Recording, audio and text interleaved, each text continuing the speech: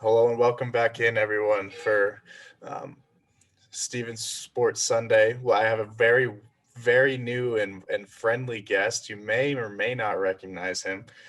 He's been a stalwart on this show many times, but no, I'm just kidding. This isn't a personal episode. We're here to discuss what happened last night in the Final Four. Our lives got pretty crazy yesterday. We were able to sit down and watch the games, but beforehand, getting the content out was a little nuts. So our apologies there. Leaf did a great job putting out that Instagram live with some good content for y'all, and so we're here today to kind of unpack what happened, set the stage a little bit for the national championship that we're going to see, and and so also first things first, before we get to any of that, I want to give a big shout out to the women who are playing in the NCAA championship today, and it will be Stanford versus Arizona, an all Pac-12 championship, which is crazy. It's monumental for the conference. There's been a whole trend of backing the Pac around this area of the country in terms of great performances from the Pac-12. So, Leaf, I know you're a big Stanford guy. You are a Stanford football fan, all that good stuff. So I bet you're excited to kind of take in the Stanford women tonight as they play for a national championship. And also you look like you're out in nature. What's happening over there? Well, I got a tree behind me, just like the Stanford tree. No, but I'm absolutely well. It's Easter brunch, so I'm doing it outside of my parents' house for social distancing reasons. But yeah, no, I'm excited. I think that they've got a great chance to win, and there was a awesome Final Four finish. We'll talk about the one that we saw last night, but 2 days ago, Stanford had a crazy last stand where South Carolina had two chances from pretty nearby and rimmed out. And so that I'm excited to see that final as well. And it's always great to have some nice basketball at the beginning of April. Yeah, also Arizona with a really good win over the stalwart of women's basketball, the dynasty of women's basketball in UConn, to reach the championship game. So just a really impressive display in both tournaments from the men and the women in the Pac-12 conference, and it's really good to see. And I'm really excited to tune in to that game tonight and watch what goes down. So let's get to the men. Let's talk about the Final Four. The Houston Cougars took on the Baylor Bears in the first game of the day yesterday.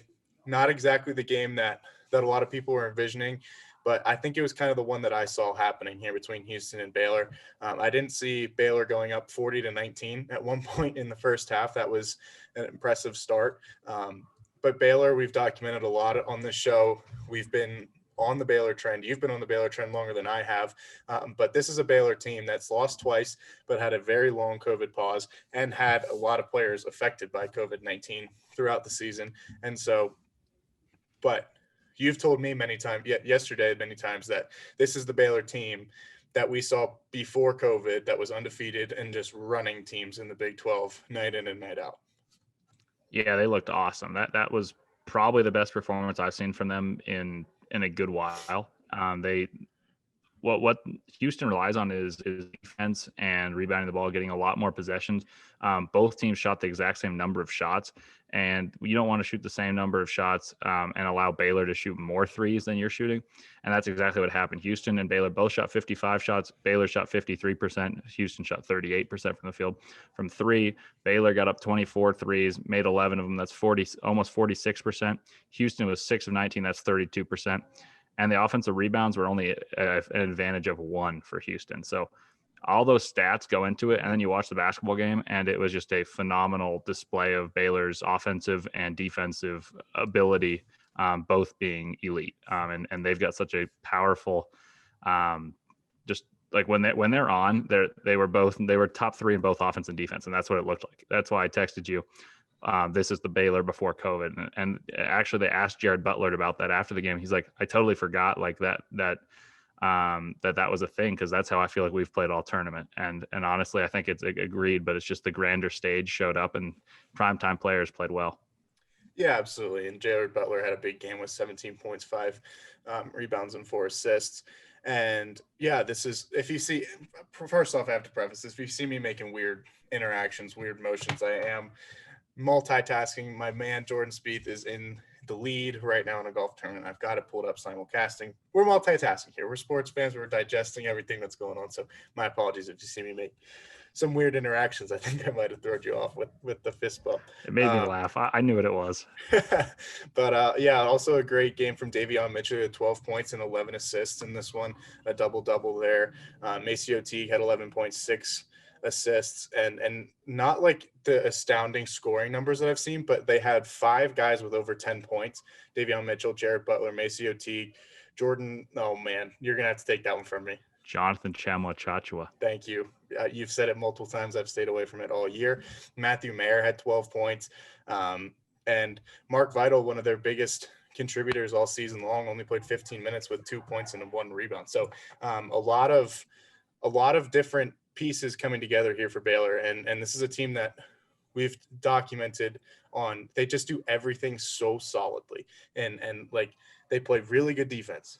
They're excessively good offensively. They have all of these scores. They have all this talent. And they have how many guys that shoot over 40% from 3? They shoot over 40% as a team from 3. So, like, there's just no holes in the Baylor game.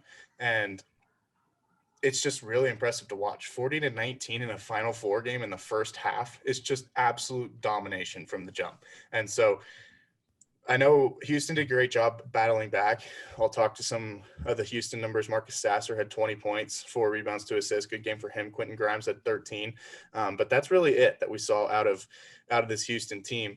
And it was a great run. Houston, I didn't see Houston making the Final Four, if I'm going to be honest. I did not see them getting that far. So congratulations to the Cougars for making it that far. But they just ran into a team that I think, quite frankly, is not only just better than them, but the best team in the country. And the crazy thing is, Kelvin Sampson, head coach of Houston, entered this game 22-0 against Baylor. And obviously not all Baylor teams are at the same caliber, but at his post-game interview, he was disheartened, obviously, as you made a Final Four, you lose. But he said, there have been 2 teams all season that have been better than the rest, and today we experienced that, or very close to that. If that's not directly what he said, it's very close. And I think that is, if you're going to hear a coach not say like, oh, we could have done this better, and be quite candid about the fact that a team is better, that's as close as you're going to get to just the candid truth of that. And so I agree with you. I think that Baylor's like that they showed how complete they were as a team. They played elite offense. They played elite defense. Scott Drew, head coach of Baylor, mentioned after his post-game interview that he said, well, after our COVID pause, we were 3rd in the country on defense, and then we went to 44th. And now Baylor, after this past game, is up to 27th on defense from the tournament. They moved up 17 spots as the tournament's gone on. I truly believe they're a top 5 defensive team. And offensively, they have remained elite even after a COVID pause, and they're second to only Gonzaga. So I think, like you said, they ran into a better team and maybe the best team in basketball. Yeah, absolutely. 78-59, the final here in the first game of the men's Final Four. Let's turn our focus to probably one of the best college basketball games that I've seen in recent memory. Go dating back multiple years. I want to have a conversation about that in a minute. But it was 93-90.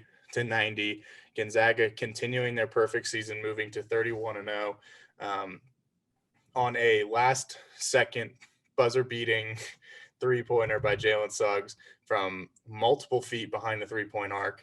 You and I just texted one another afterwards, just wow. Just like wow. Like I was just absolutely flabbergasted. Johnny Juzang put in one to tie the game at 90 with 3.3 seconds left on the clock. Suggs comes down the floor and just absolutely banks in a deep three-pointer. And I've heard Jim Nance get really excited on broadcast before. I've never heard him lose his voice and his composure the way that he did when Jalen Suggs hit that 3. And also Jalen Suggs did the Michael Jordan celebration and the D-Wade celebration all in the same celebration play. And I think that's an underrated quality in what happened as well. Just this tournament always provides. It had provided so much already in this tournament. And then not only just the end of this game, but the continued excellence of basketball throughout this game was so impressive to watch. I was just absolutely blown away. It went into overtime, and I was just like, sitting there just being like, wow, how is this game going to continue to get better? Like, it just like continued to build and build and build. Oh, overtime happens. Oh my gosh, they're tied with 3.3 seconds. Are we going to go to double OT? No, Jalen Suggs cashes a three. I was like, what? Like, I literally have never been left speechless like that. I've been left speechless like that one time, and that was with Marcus Page and Jenkins and Villanova. And I think that was 2016. Yeah, And 16. it's just like, holy cow, dude. Like it was the best game since then. And I'm not even sure that game was better. I think that was a better finish, but like, oh my word. What do you You think? beat me to the punch. You beat me to the punch. I was going to say, I think I actually texted you Marcus Page vibes. Yeah. And that was, I think Marcus Page's shot was more impressive, more difficult. But man, just to have it at the buzzer, and obviously Chris Jenkins followed it up and hit the trailing three to win it. And those are the two best games. And I'd like to throw a third one in there. I think Virginia and Purdue, where Mamadi Diakite tied it up, sent it to overtime. That was one where Carson Edwards had 42 points, and that was a ridiculously good game as well. But this was elite on both ends. Both teams shot over 50. Gonzaga shot nearly 59%. UCLA shot 58%. You don't see these type of numbers from pros. You don't see this from college players. That was ridiculous, and it's the Final Four. So, like you said, it's the best you get. And people older than us have said that Duke and Kentucky, where Christian Laettner hits the big shot, is the best game ever. And I heard a rumor that Raftery was announcing this a better game than that one. And for someone as Bill Raftery to say that is pretty ridiculous, because he's watched so much. And he said, his trademark line of onions was used. And I was hyped about that because it always is great. But he said onion, and nothing better than onion with a little smooch off the glass. And that just encapsulates. Like, if he's getting creative with his catchphrase, that's how good a game it was. It was all that and more. And man, like, I was so conflicted. Like, UCLA is this powerhouse school, like basketball blue blood, as rich a tradition as you can get. They had John Wooden, Kareem Abdul-Jabbar, Bill Walton, and they're playing a little school from Spokane that's going for an undefeated season, and yet UCLA is the underdog. And you just didn't know who was the true underdog, who was the true David, who was the Goliath. And that was a phenomenal game. I could not have imagined a better game to end the night. Yeah, and it was just really impressive to watch UCLA's performance. And because, quite honest with you, no one's tested Gonzaga like this in a long time, like truly a long time. And just the ability of UCLA to continue to fight. And they had a lead for the significant point of the first half, clearly forcing overtime. Like, they were in, like, neither team deserved to lose this game. And I saw that beautifully. I forget who tweeted that out. It's like, wow, it's been a while since I've seen a game where neither team deserved to lose. And that's exactly what it was. It was just an absolutely perfectly executed game. And it was just an absolutely perfect ending. Like, you just couldn't have it drawn up any better. He got it away. Suggs got it away with like 0.3 seconds left on the clock, just barely getting it out of his hands. And then just absolutely craziness ensues after that. And there's a lot of talk. We can debate which game's better, which game was more insane. I think the quality of basketball in this game between UCLA and Gonzaga was better than the quality of basketball between North Carolina and Villanova in 2016. I think I'd agree. For me, I think the finish of that North Carolina Villanova game was more insane, just because Marcus Page's shot had no business going in the basket. No business going in the basket. He shot it left-handed. And so, like, this dude cashes a crazy three to tie the game. And then Arcidiacono drops off to Jenkins from way downtown, and like literally packed arena for a national championship game, an enormous crowd. That's something that I think it really plays into account. Like, I watched that replay, I was like, oh my God, there's so many people there. Like, holy crap. And so anyway, that happened. And the fact that it was for a national championship rather than just to go and play for a national championship. I know you also kind of have to factor in like undefeated season, number one seed in the tournament, making that 3-pointer to go play for a national championship, to go have the right to go for an undefeated national championship season. Like, you got to take all that into account, but still, I think just like the fact that that Villanova 3 won them a national championship with Jenkins and Archidiakono, I think that's more. I think that wins it for me, just because they had that like immediate like, oh my god, we won, like this is it. And so, I mean, but when you get down to it, like you're picking between apples and oranges at this point in time. Like it's both were absolutely insane, and the fact that we were able to witness both of them is just why we love sports, to be honest with you. The thing that's crazy to me is, can you imagine if there's a fan, like if there were fans there? Yeah, Like exactly. that was Lucas Oil Stadium. Imagine if you packed Lucas Oil Stadium, a football stadium. For those of you who don't know, that's where the Colts play. If you were to put everyone full capacity there and hit that shot, a bank shot from like 3 feet beyond half court. Well, first off, I got one more question. Can you imagine if Gordon Hayward hit the shot against Duke? Like that's kind of I thought about that later. A bank shot from just around half court from the right side of the court. That was the other flashback I got. But yeah, I think that the finish, I totally agree. Chris Jenkins hitting that shot against North Carolina was probably the better finish. But man, this is a close second. I didn't really think we'd be able to say that for a long time. So can't complain at all about that, and especially the narrative of 31-0 chasing 32-0 in the home of Indiana, where the last team that went undefeated was, and to play Baylor. We've said it all year that we wanted Gonzaga to play Baylor in the championship because we didn't get to see it on December 5th, and now we have it. But yet we were still kind of rooting for the Cinderella, and that's the beauty of basketball. Like we're like annoyed about the result, but we're like, wow, this is beautiful. Like I can't wait for tomorrow. Cannot wait. Yeah, and that's exactly where I was going to go with this is like you had this team in UCLA who was 11 seed, played in a playing game, beat Michigan State, then went on and beat BYU, and then went on to make it all the way to the Final Four and test one of the best teams in the country to that capacity. Like to go to overtime and to lose on a game where they literally were seconds away from going to double overtime. They were maybe inches away from that ball hitting the rim in a different aspect of things and rimming out, because that was coming in pretty hot. Like a bank shot from the top of the key like that is pretty impressive in terms of that never really happened. That doesn't happen that often. And so a couple different like millimeters, inches go a different way. They're in double overtime and still playing. Well, they clearly wouldn't still be playing, but like they would have at that point still been playing the best team in the country. Just a crazy impressive run for UCLA. I was completely blown away. I didn't even have them beating Michigan State. Like none of my brackets had them beating Michigan State. And so they were down 14 to Michigan State. Yeah. Like they easily and probably should have lost. And now they played their best game of the tournament and lost. Like a pretty ridiculous turnaround. Yeah. And it's just really impressive stuff. Johnny Juzang had 29 points, 6 rebounds, 2 assists. Jaime Jaquez Jr. had 19 points, 5 rebounds, 4 assists. Tiger Campbell was 17 points and 7 assists. Just Cody Riley, don't want to leave him out. 14 points, 10 rebounds, big double, and 5 assists as well. We can't emphasize enough how good of a basketball game this was, how good of a performance from UCLA it was. It stinks that they have to go home after something like that. Their season's over. But that's just the way this tournament works. It's madness. It's insanity.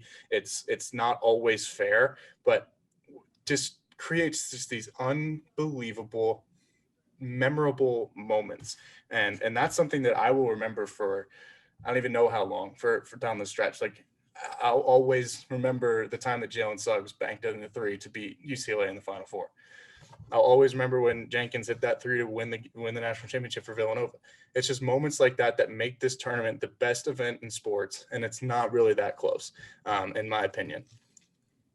I don't know about you. I mean, I'm trying to think of the Jenkins one, where I was and everything, but I know exactly what happened last night. I'm not going to forget that for a long time. I stood up in anticipation of Juzang. I thought Juzang was going to go for the game winner. I thought he was going to step back and shoot a 3. He ties it up. I'm already hyped. I'm already standing. And that ball off the hand, I remember saying, why is UCLA backing up while it was happening? I was like, I think I yelled, "Don't retreat." And then he shoots it. And I was like, oh my God, that might go in. So I see it hit the glass and I can see it's going in. I scream, "Oh my God." And I ran up the stairs that are right there by my apartment. And I like ran up and was just screaming, "Oh my God." Ran back down to make sure it got it off his hands, watching the replay. And I was just bouncing up and down. Like, as tired as I was yesterday on like operating on 3 hours of sleep, that woke me right up. That was unbelievable. Yeah, I don't think I'm going to forget that. I don't think anyone's really who watched the game is going to forget that for a long, long time, because that's going to play on everyone's shining moment. Everyone's going to associate that with the tournament. And it was such a beautiful matchup of like just the traditional Cinderella versus the big dog, except the roles are reversed this time. And I would put that in the top 3 Madness games I've ever watched. And I don't know if I'm crazy to expect a better game coming up next, but this is the most anticipated championship game since 2005. Absolutely. Like 2005, North Carolina and Illinois played, where they're 1-2. Illinois was like 1 loss on the year right now. Baylor easily could have come into this tournament undefeated as well. Yeah.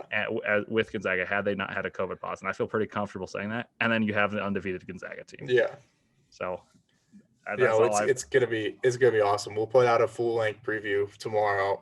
We have to do something to put out the preview for it. But yes, this Gonzaga team, with that 3-pointer from Jalen Suggs, that was his 14th, 15th, and 16th points of the game, and that gave Gonzaga the win. Continued on their perfect season, 31-0. They now get the chance to go play Baylor in the national championship game, 1 seed versus 1 seed. This was supposed to happen back in December. It didn't. Now we get to see this incredible matchup. And let's talk Gonzaga, though, in this one. Corey Kispert had 15 points. Drew Timme had 25, 4 and 2. Nemhard had 11 and 8. Joel Ayayi had 22 points, 6 rebounds, 2 assists. And Jalen Suggs, like I mentioned, had 16 points, 5 rebounds, 6 assists. These guys they're so good. Like literally, like the analysts on College Game Day picked their team with the players. I don't know if you saw that Sports Center post. They drafted teams with just players from the Final Four, and each team had at least 2 players from Gonzaga on it. Like it's not even funny. And clearly Jalen Suggs was the number 1 overall pick. This team is loaded, but so is Baylor. And we'll get to that matchup tomorrow for the national championship. That's going to be just an incredible game, the one we always wanted to see. But how crazy is it that the ending of this game, like the drama that we got to see throughout this entire, not even just this game, but the entirety of the tournament, to get to the fact that we're going to see the matchup that everyone who studied basketball this year really wanted to see, is this game that's going to take place in the national championship. But we literally saw so much craziness in this tournament that it's just like doesn't even, like Oral Roberts beat Ohio State 15-2. Oral Roberts made the Sweet 16. That's only second ever 15 seed to make. Almost made the Elite 8. Yeah, exactly. And so just like the craziness that has ensued in this, like how many Pac-12 teams made it to the Sweet 16? 4 of them. Out of this, they were 25% of the Sweet 16. The stats can go on and on. They'll keep coming to my brain, and I might get more excited about some of them. But like insanity, like literally, we saw insanity in this tournament, and I think it's the craziest tournament that has ever happened, in my opinion. Like upsets galore, all of these random things happening. Ohio beating Virginia. However many, we were 1 seed away from having every upset happen in the tournament. We didn't see a 16-1, but every other upset happened. So just like the fact that this tournament has had that much drama, and we're still going to see the matchup that everyone has wanted to watch for the longest time. The best display that men's basketball could put on, that college basketball could put on this season, is Baylor versus Gonzaga for a national championship. That's the best quality of players on both teams playing for a national championship. The fact that we saw all of this leading to that is just, it's hard to believe, honestly. It's a culmination of a crazy season. I mean, there was doubt in my mind that it would happen, because once I don't know what it was, but when the game was canceled on December 5th, I wake up in the morning and I see, Gonzaga out of safety's sake is not going to play. I was like, man, we may not get to see this. And these are the 2 best teams in college basketball. And then you say, like you said, 15-2 and onwards, every seed won. And you saw that. You saw a team, because of COVID, that was my main concern. I was like, Baylor got a COVID pause. That was 3 weeks and really disrupted the rhythm. Now they have to make the Final Four. That's going to be hard. They do that. You see a team in VCU not get to play in the tournament because of a COVID. Like they just said, well, we don't have enough guys to play. That's horrible, but it was the reality that there was more obstacles than there usually were. Usually a team like Baylor would play in Texas. They would have home court advantage. They didn't get that this year. It's the same with Gonzaga, of course. And now we got the culmination of the two best teams this year that we've said all year. No offense to Illinois, no offense to Michigan, but I think these are the best two teams, and I could not be more excited about it, despite the fact that I was still rooting for UCLA. And that's the craziest thing about it. Like, I had in the back of my mind, I was like, whatever happens, I'm going to be thrilled. Yeah. And that was the best feeling to have while watching a semifinal. No money riding on it, no nothing. It's just happiness for the sake of basketball, and that's what March Madness brought for me. And I can't wait for tomorrow. It's going to be so fun to watch. I'm really excited. Like we mentioned, we'll have a full-length preview coming out for that tomorrow morning to get you set for the national championship game. I'm so excited. Any final thoughts, Leif, on these Final Four games that you saw from along the way, and any other final tournament thoughts that we can get to? Because I'm sure we'll have a tournament wrap-up episode where we talk about all the craziness that happened. We need to do it. That content needs to come out because this has just been a one-of-a-kind event. But any other thoughts on what you saw on yesterday, or what to expect tomorrow? I mean, I don't want to take too much thunder away from that episode, but hit me with anything you got left. I'll just say something about Gonzaga that I think you probably agree with about how good they are. You mentioned those teams that were drafted. I don't think really many people thought of this person as having it, but I thought the most impressive player last night was Joel Ayayi. And if you were to think about the plays of the game, you're going to say Drew Timme had 25 points. Okay, of course Suggs has the highlights. He had the block to the assist, and then of course the game winner. So those are the first two that come to your mind, of course. And then you're like, oh, Corey Kispert's an All-American, and he had the rebound 79-79, made it 81-79.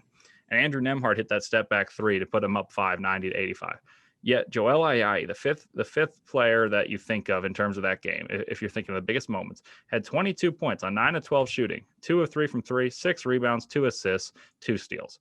And to me, that just encapsulates how good this team is as a team. And Baylor has the same thing. Is they had only one player shoot over 10 shots, and that was Davion Mitchell, who had 12 points and 11 assists.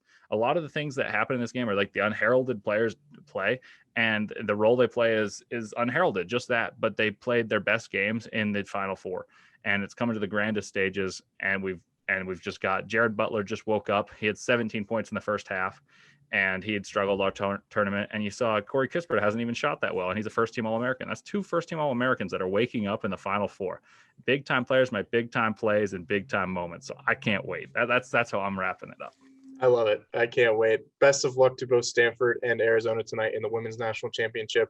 I'm really looking forward to taking that one in, watching that one, the All Pac-12 National Championship game there. We will be back with you tomorrow morning to discuss what's just set up to be, I don't even know how to describe it any better than what you did. Just a one for the ages, honestly, a national championship for the ages, and hopefully it delivers in what we're expecting it to. So, Leif, thanks a lot. Happy to replace a Sunday episode with talking some Final Four action. It was amazing. Thanks for jumping on live yesterday and covering the previews for that. And we'll be back with you all tomorrow morning. Can't wait. All right, take care, everyone. Happy Easter. Oh yeah, happy Easter. Happy Easter.